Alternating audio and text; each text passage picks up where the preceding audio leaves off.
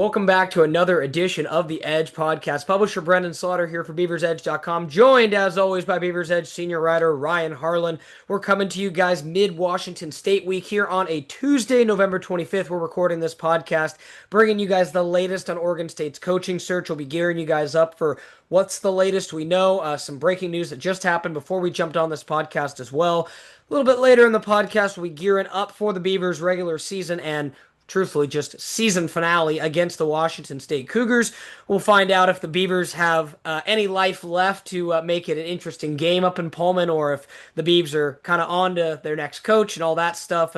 Again, Ryan caught up with Rob Akey and some players this week, including quarterback Tristan Taia. You can check that out at BeaversEdge.com. Awesome to finally catch up with the youngster. It was the first time we talked to Taia, so definitely check that out. And then, as always, you can join BeaversEdge.com for the latest intel. Get in on the damn board. Ryan and I were just talking earlier about how the conversations on the damn board, everybody's got an opinion. The people are coming out talking about who they want, who they don't want. It's been an awesome time to communicate with other Beaver fans. You can join for just $1. Check all that out and give your 2 cents on how this coaching search is going. And Ryan, it feels like we've really gone so many different ways with this. But I want to start with the breaking news that we got from Pete Thamel just before we started recording this podcast that I think is of note. North Dakota State head coach Tim Polasek has agreed to a long-term contract extension with North Dakota State. Now, this tracks with what Ryan and I have kind of said all along, that we hadn't heard a ton of smoke with Polasek. We were doing our due diligence, as anybody would, but we kind of hadn't heard as much connected to him as the FCS coach compared to, say, a Brett Vigen, who is very much still in the mix. So for all intents and purposes, that takes Polasek off the table. Perhaps his name was thrown out there to, generate some interest. It's interesting. We know how these things work behind the scenes, Ryan, but nevertheless, the big headline for Beaver fans, Tim Polasek, not going to be the guy. Yeah, I mean, from our sourcing and just kind of the general vibe of how things were kind of shaping up with this whole coaching search, right? When, there's a lot of smoke, there's a lot of fire, and in this case, there wasn't really a lot of smoke around Polasek's name in this. Obviously, yes, he was in the initial list of candidates when the coaching search first began after Trump was fired. I know Pete Nakos even reported to that he was a potential candidate early on in the process, but outside of kind of those early reports, nothing really substantial until like the last couple of days or so. And even then it just really didn't quite add up from what we had been hearing. And yeah, now it sounds like, Polasek is going to stay long term at North Dakota State, and kind of seems the vibe that I kind of got from listening to writers that cover that team and kind of the vibe around what Polasek has brought in his third stint at North Dakota State.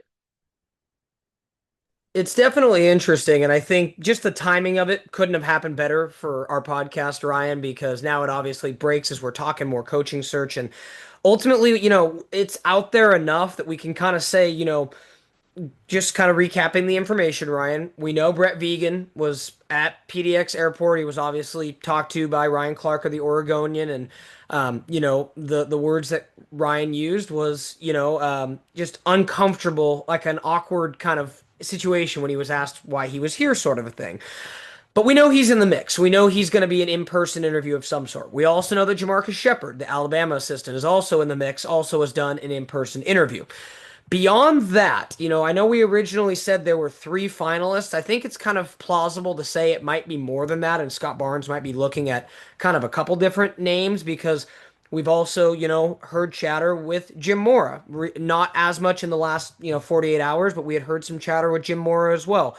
To the point, the name that's kind of becoming the loudest now that I think we need to discuss, and we also want to talk Vigen and Shepard, which we will momentarily, Ryan. But the Justin Wilcox thing, it's real. It's not like coming out of left field. It's not something they expected. I think we'd be at a different point in this search right now if Wilcox didn't suddenly become available. There's been a lot of opinions from Beaver Nation on the damn board as far as, positive, negative, this, that. The point blank reality is Justin Wilcox was fired this season after a 6-5 campaign with Cal. They were 3-4 in ACC play. Obviously, one of those wins has taken down Oregon State in game one of the year. Overall, Wilcox was 48-55 with the Cal Bears. And I can understand some pause from Oregon State fans as to why maybe Oregon State adjusted their search, because from what we know, Ryan, is that Justin Wilcox and Oregon State have mutual interest. We know that the two sides are likely to talk. We're curious to see ultimately when that will be.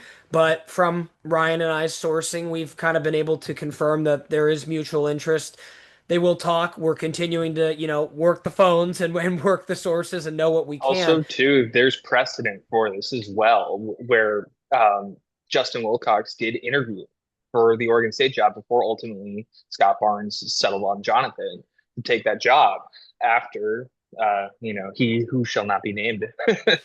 So that is at least there with like the precedent of it. So it's like I understand doing the due diligence, but also too, it's like now you kind of have a wrench kind of thrown into your plan to hire a guy after Yeah. and I announce it mean, after the Washington State game.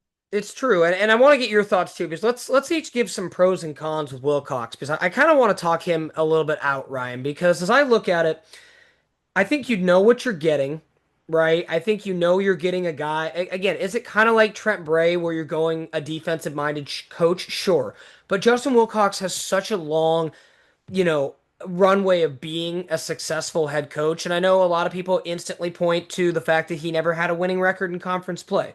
I get that. I think Justin Wilcox also had kind of been cursed with some bad coordinator hires, guys that kind of came in and around, not great quarterback play. And I was just telling Ryan before we jumped on the podcast, it's ironic he gets fired the year that I think he had his best offensive coordinator.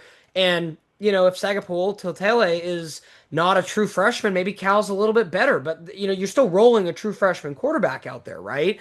So I think you can only work so much magic. And I really like, again, that I've said it a couple times in our Beavers Edge group chat, he's a 5-4-1 guy. I think you can't underrate that.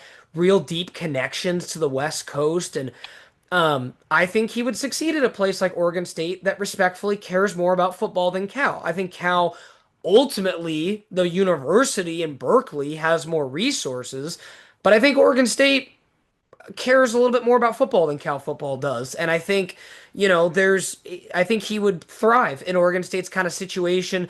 Ryan and I joked he'd be someone who could definitely command the enterprise, to hit Scott Barnes' buzzword. Again, I understand some of the weaknesses, but like, I got to shout out Build on the damn board.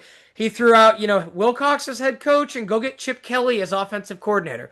I'll say this, I don't think that's probably going to happen, but I love the thought, because it's like, if you go get Justin Wilcox, a game-changing offensive coordinator, something that I don't think he had until this one year with Brian Harsin, in my opinion, you could sell me on that. Now, as far as cons go, you could also say, hey, he's a career coach who's had a good stretch of time to be able to show what he could do as a coach, and he's kind of been a 500 coach for most of his time. And I get that too. That's a fair criticism. I also would point to people and say, look at where he had Cal on the trajectory of before COVID. They went 7-6, 8-5 the 2 years before COVID. We know COVID basically ended the tenure of David Shaw at Stanford, because Berkeley and Palo Alto County was like COVID restrictions hub in maybe the United States. I remember like when Stanford was like practicing on some random athletic field because it's the only place they could practice, kind of a thing. Same thing with Justin Wilcox. I think that hampered their program a little bit, and that was kind of, the end of that. But then you look at, since he'd gone to the ACC, competitive. And I think for what it's worth, if you take him out of the old Pac-12 or the new ACC, I think you look at the new Pac-12, the San Diego States, the Utah States, the Washington States, the Boise States. I think he'd be able to find and yield a team, Ryan, that could find success there. Is he the sexiest candidate out there? No. But as far as and I hate to use this word because it's such a trigger word, is he a better safe hire than like a Paul Christ? Absolutely, in my opinion. And that's not to bag on Paul Christ, who we've kind of heard reports that is out of the running as well.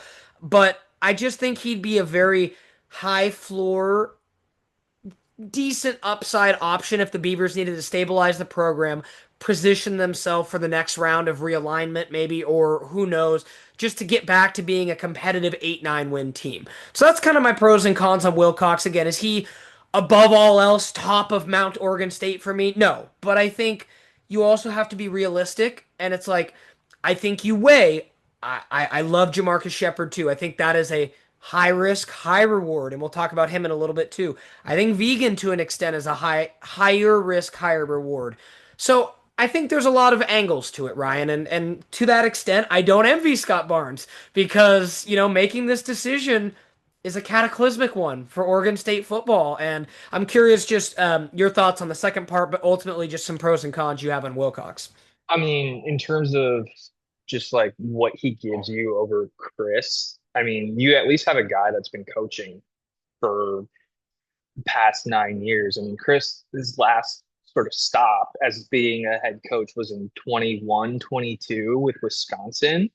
And he's been out of football for a little bit, right? And like at least with Wilcox, you'd have a guy that knows how to navigate the NIL world, which It's is true. a big drawback that a lot of people had of Chris, right? So there's at least that I see as a really big Sure. positive kind of in that. But a lot of what you kind of listed is sort of what I have on it, but also too, it's like, yeah, he's not the most exciting option either, but like clearly there's enough mutual interest from Barnes and his camp to warrant a phone call and warrant an interview.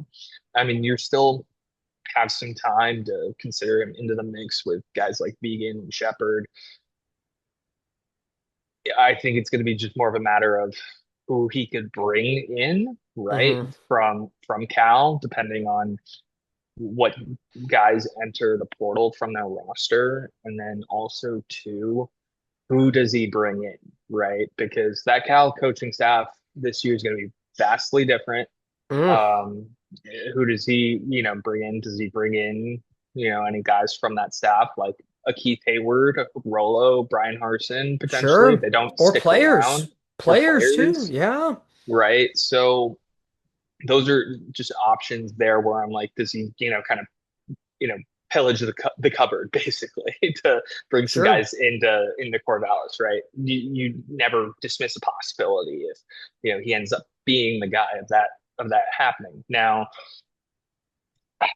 I don't necessarily think it's like you're gonna get the home run kind of aspect with him, but like if you at least get something to where he can kind of provide some stability, a foundation, and at least get you on the trajectory to, be able to compete at the top of the Pac-12 next year, I'm like, yeah, then Wilcox is your guy.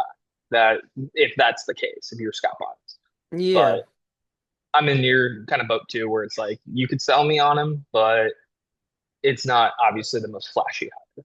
Yeah, and I think too, just because I wanted to pull it up, let's just play along with me here, Ryan, just to see. So this year, offensive coordinator Brian Harsin. Last year, offensive coordinator Mike Bloch. First year doing it.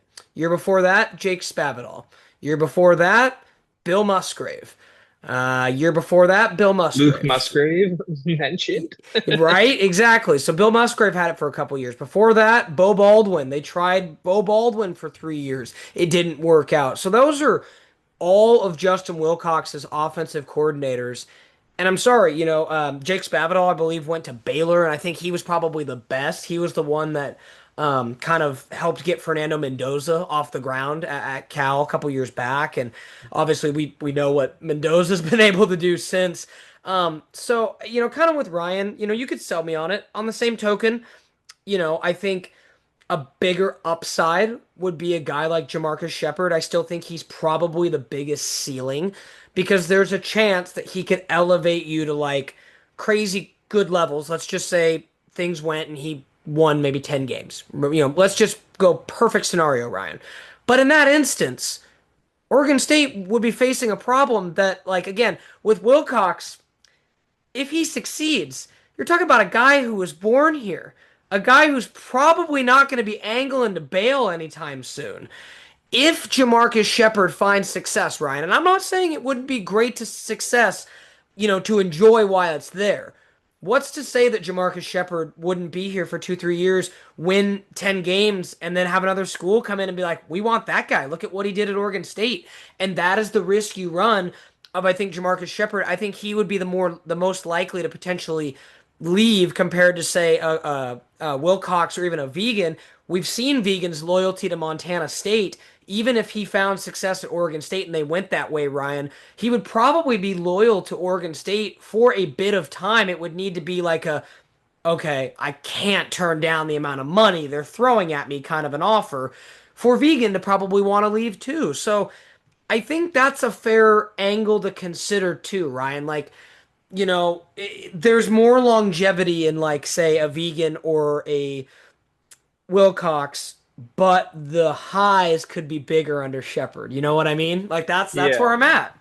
but also too, at this point in time, I think, with kind of how college football coaching ranks are, um, you're not going to get a guy for probably that long either, realistically. So that's something else too, where it's like, if Vegan and Wilcox have success right away, who's to say that maybe they don't go look and entertain offers also Sure. elsewhere at the same time? I mean, Eric Morris, for example, just took the Oklahoma State job.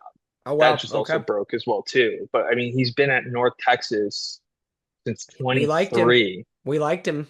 We liked Yeah, him. so Yeah. he's been there since 23. So for 2 years, right? Yeah. Like obviously North Texas will have to figure out their succession plan and who comes next, but like that's kind of sets the precedent as well too. Of like a guy not necessarily staying in it for, a long period of time, parlaying himself into another job, but like you Right. at least with the season that North Texas is having, like you at least get eyeballs on you back in some prominence a little bit because I think nobody would have been paying attention to North Texas this year had they not had the season that they've had so far.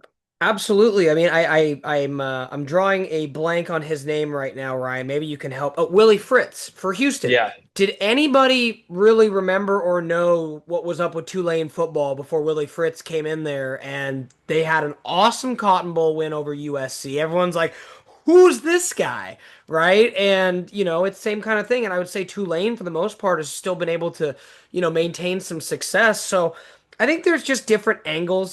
We wrote a story at Beaver's Edge this week who we thought would maybe be the best hire. It's a little bit different now, circumstances, knowing that, like for instance, Ryan, our picks that were there, they've kind of changed slightly. I don't want to give them away or anything, but we may do a re kind of look at that a little bit later this week. But ultimately, Ryan, let's just say for the sake of argument, it's Vegan, Shepherd, maybe one other person, maybe a Jim Mora, maybe someone along those lines, and then maybe Wilcox has entered the chat, right? And if you're Scott Barnes, how do you weigh what the what like the boom or bust potential?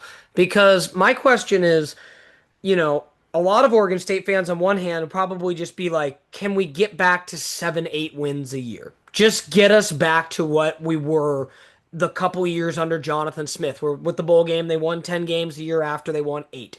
That old saying, you don't know what you have until it's gone. Or do you go with the guy who like in the case of someone like Shepard, who hasn't been a head coach, I still think that's a risk within itself. I really like him as a candidate, but to say it's not a risk going with a first-time head coach is naive, right? I mean, it still has. There's. It's like I heard this ism recently, Ryan, where someone's like, if you wait and you're always wanting to plan the perfect vacation, you're never going to plan a perfect vacation because they don't exist. And I think it's kind of the same thing here where it's like the perfect candidate for Oregon State doesn't exist. It's, no, unless Nick Saban walking through that door, which we know, like, but you know what I mean? Like Dennis yeah, Erickson 20 years ago, maybe. But like the perfect candidate, like you can't, it's like going and playing at the casino and playing your odds, right? There is no such thing as a sure thing in coaching. And, again, unless Nick Saban walks through that door. But be that all as it may, Ryan, each of these candidates that we've discussed carries a degree of risk.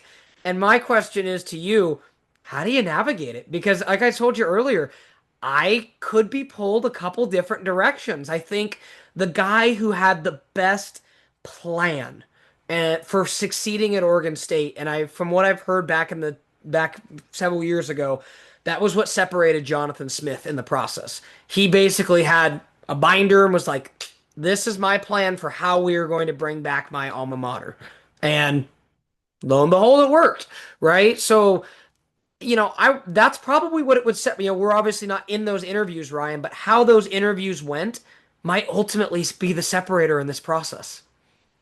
Yeah, I mean, if guys interview well, right? Oh, clearly, Vegan, Shepherd have done enough because we've been able to confirm that they've had Sure. that second interview. Yes. Um, that means that they've done enough to impress how they've prepared themselves for potentially taking the reins of this job to command the enterprise, right? Like, so at least they've given a vision of what that looks like. Now, obviously, with Wilcox being a late addition into all of this, we don't know what his exact plans will be, right? So there's even a little bit of risk there.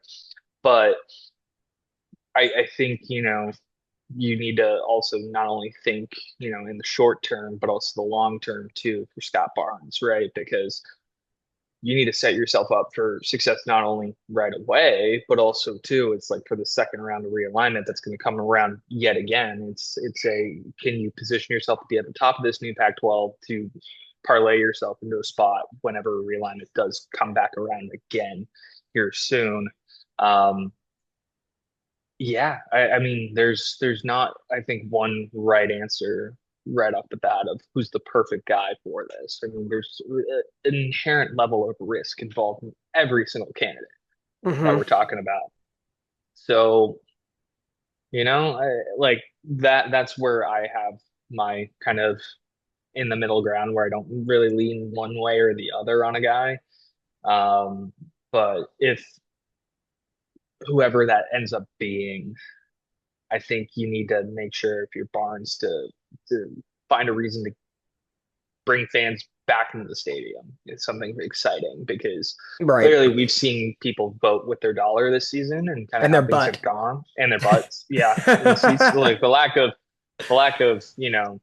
fans has Yeah. shown I up mean, it's it. significantly. I mean, it's Obviously, been circumstances are circumstances, with sure. how the season's gone, but like you need to give fans a reason to come to these games and some level of like rejuvenation in this program. Yeah, I mean, I think there's always going to be the lifers, Ryan, and those dedicated, fans that are there no matter what. But yeah, you look at Research Stadium this year. My goodness, what a departure from the Research Stadium that at one point Oregon State was like, undefeated in like 3 seasons, minus the loss to USC and this incredible atmosphere and there's been some damage done, no doubt, and something you're gonna have to ultimately work through. But that's kind of where we stand is the cataclysmic nature of this hire in the sense of it has to be right. Otherwise, Oregon State football could fall back even further. And Ryan, this was obviously a tough 2 years. We talked about it after, he shall not be named, departed, how important it was for Trent Bray to have success quickly in year one or year two for the Beavers to not fall behind in the college football world. It kind of feels like you are a little behind on that old Oregon Trail now, and you need to, get things in gear a little bit. And I think that obviously puts some pressure on the hire to an extent, but ultimately, I really think it's going to be interesting. We'll continue this. Like I said, we're recording this on a Tuesday. Ryan and I have talked about timeline. We pretty much expect like the real big thing is this, folks. Next Wednesday, a week from tomorrow, is early signing day. With what the Beavers have in their class, I've talked to Ryan, I would be shocked if they don't have a new coach in place before that signing day, just for even those few that do remain in the class. Otherwise, you're asking those kids to sign on with like Rob Akey with the hope of whoever the next coach is going to be, which I think creates kind of an awkward situation. So I would assume, out of the sake of respect for Aki and his staff, we may see things leaked, but it probably won't be official coming from Oregon State until after the Washington State game. But then it's going to pick up speed and pick up speed quickly. Monday, Tuesday next week, I still think is a very realistic timeline. The job's been open long enough. There's no kind of guards or guidelines along the lines of having to keep it open for a certain amount of time. Like they can hire someone anytime now. And I think from what Ryan and I have heard, things are going to start speeding up quickly. So just kind of some final thoughts, Ryan, before we transition to previewing the finale, talking some Tristan Taia and giving a note on hoops. Tristan T. Thank you. Yeah, I mean, final game of the season, we've made it. Begrudgingly, we've made it.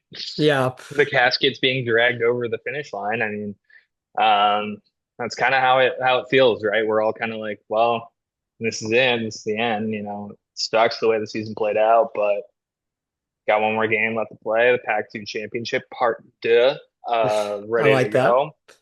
So do it Champions League style, I guess, to see how you determine a winner in all this for this season. But yeah, I mean the intricacies of playing a team twice in a season, it's unique. It's rare in college football, obviously the standard in the NFL. But I'm very curious to see how this team shows up in Pullman Yeah. because obviously we saw what happened in Tulsa. We'll see what happens, Pullman. You're not traveling outside of your own time zone, but Yeah, I'll tell you. given the road struggles, that Oregon State has had, I'm like, I don't know, Jim. I don't think it's gonna be great, but Yeah. you know, I mean, I'll say this. talking to Tristan though, like Yeah. for being a freshman, like dude, dude has an it factor to him. I'll give him that. Like it seemed to be from the way that Hankerson and also Cy were talking about him. Like he's a guy that comes in and does what's asked of him and keeps his head down and works and got his opportunity obviously at the end of the Tulsa game. You can say what you want about that. Oh, they pulled starters after the fact. I'm like, no, that first drive, like he was going Yeah. against starters there. He was going against some starters, but like dude wants to push the ball downfield, and I'll give him that. Like he definitely did that and then some. So, I like what's kind of coming out of his performance there against Tulsa. I mean, I'll be curious to see obviously what Aki decides to do. I mean, he's kind of coy about the starting quarterback decision, and we'll just kind of have to wait and see if T is going to be the guy for this weekend. Yeah, I mean it's definitely interesting because I have the same mark. I made note of it because I can't say this season I've seen him without his helmet on and all those things, and I finally see him, and we got a picture of him up at BeaversEdge.com right now, and the kid's got an aura about him. He's definitely got the look of kind of a quarterback, and I was really watching the interview today. I was really pleased with how mature he is for being such a young guy, and I think. We knew his talent coming in. Ryan and I have kind of been pounding on the table for the last couple weeks. This guy needs to start against Washington State because what do you got to lose? You're not going to see something. Wait, let me put it this simply. You are not going to see anything from Malik or Bari that you haven't seen all year. Yeah, just it's not going to happen. And at least with Tia or Callan Guttridge, if you want to even go in that direction, it's just different. It's new. You see maybe what else you have. We've seen the Murphy Bari experiment in the Gundy Langsdorf offense. It just doesn't fit. And again, maybe both those guys go find success at their next spot. Maybe one of them stays and is the guy next year. I don't know. I'm just saying it hasn't worked in this system in this year Oh yeah, yeah, until Tristan. And maybe that yeah. was a small sample size.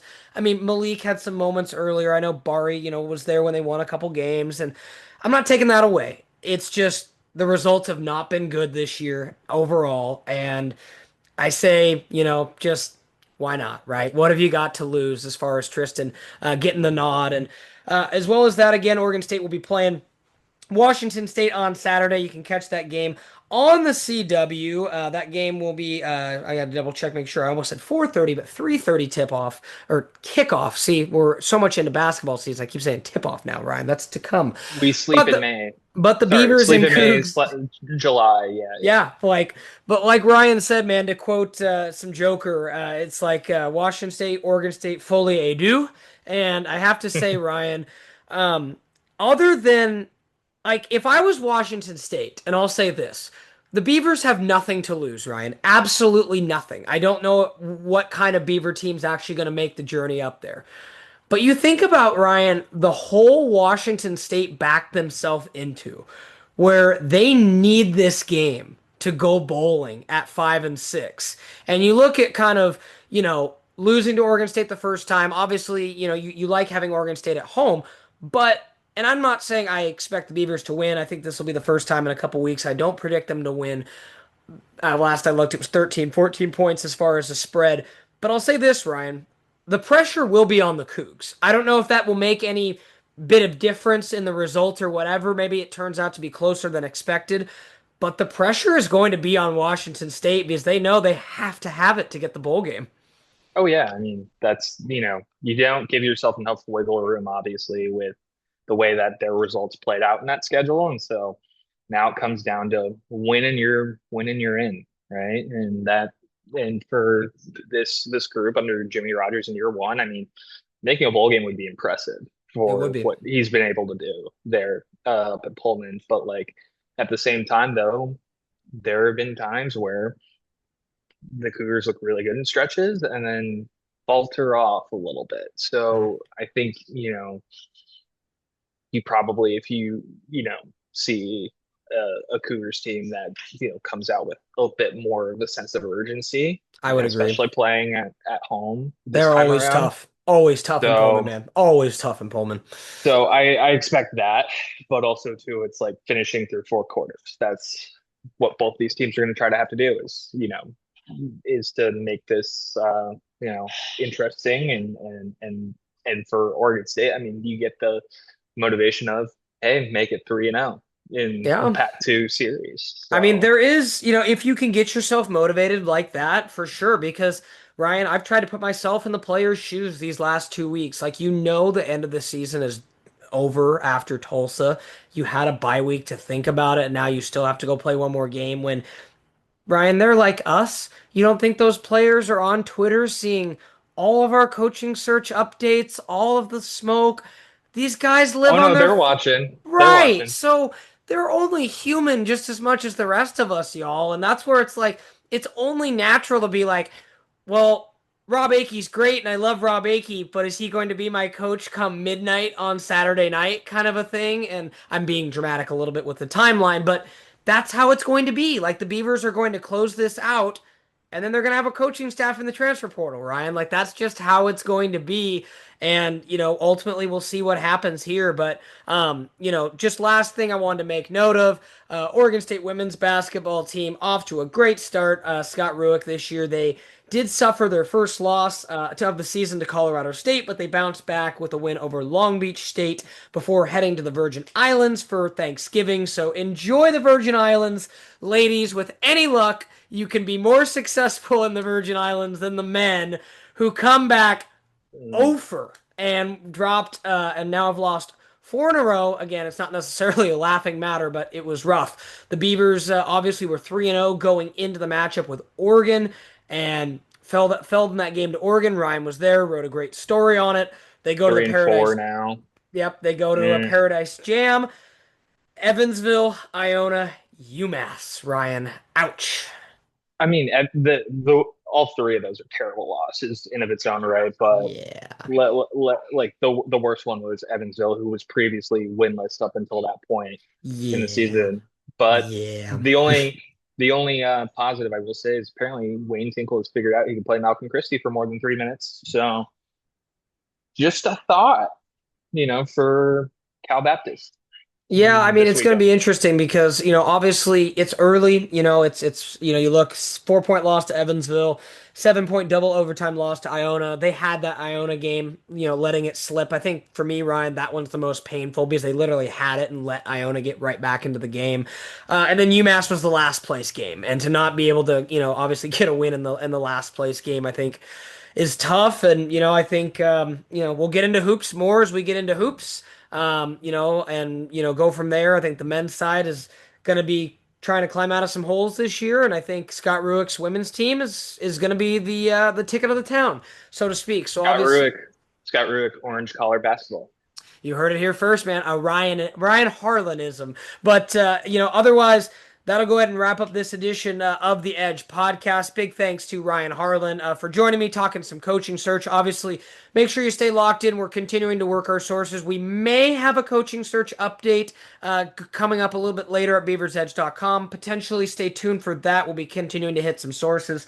And obviously, stay locked in to Ryan Harlan, myself, Brenden Slaughter, all of us, as we will continue to bring you guys the absolute latest of Oregon State's coaching search. And I think it's going to be interesting. It really will be because I'll say, this, Ryan, to finish it the best way, we know everything and we know nothing. I feel Yep. like that's how this process has been. But we'll continue to give you guys the very latest that we know from Oregon State's coaching search. Again, big shout out to Ryan Harlan for joining me on this edition. Obviously, Oregon State going to be back in action on Saturday. I hope everyone has a great Thanksgiving holiday. Definitely get some good eats. Ryan, before we go, just for the sake of fun, favorite Thanksgiving side dish? I'm a big stuffing guy. Ooh, okay. Yeah. I'm gonna go mashed potatoes, man. But stuffing would be right there too. How about dessert? Give me one more. Give me a good dessert that you go with. Pumpkin pie is a classic. Yeah, So yeah, yeah. I'd say anything pumpkin. I'd almost throw in a little cranberry sauce in there as being a little desserty too. But I hope again everyone has a great Thanksgiving. We wrap up the Beaver season in style. Obviously, new coach going to be coming in soon as well. So a big shout out to Ryan Harlan, Brogan Slaughter, Dylan Callahan, Crowley. Thankful for all you guys and thankful for all of you as well on the damn board for continuing to allow Ryan and Dylan and all of us to cover the Beavers and all this stuff. You guys are what we're thankful for as well. Again, you can join BeaversEdge.com for just $1, and it's possible we may have some Black Friday, Cyber Monday Beavers Edge sales coming too. So keep eyes on that as well. So again, for Ryan Harlan, Brenden Slaughter signing off on this edition of the Edge Podcast.